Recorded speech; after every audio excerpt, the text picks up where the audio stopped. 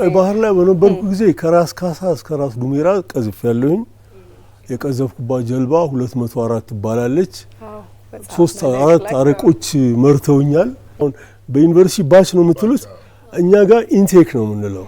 አንድ ኢንቴክ ነን አንድ ኢንቴክ እንደ እናት ልጅ ነው የምንተያየው እንዋደዳለን እንከባበራለን የማአት አድቬንቸር አለን የኔ ጀልባ የመጀመሪያው ገፈት ቀማሽ ናት እንደ ኮስት ጋርድ ምናት ጠረፍ ጠባቂ ትልልቅ ቅኝቶች የምትላክናት በነገራችን ላይ እነዛ 3 ጀልባዎች እነመለስ ወዳጆች በነበሩ ጊዜ ለሻቢያ ሰጥተውታል አሁንም ሻቢያ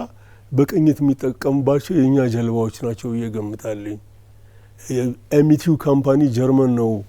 ቦዲዋን ኢንጂኗን የሰራው ቦዲዋን ዩናይትድ ስቴትስ ናት የሰራችው ከዩናይትድ ስቴትስ ጋር ያለ ሪሌሽን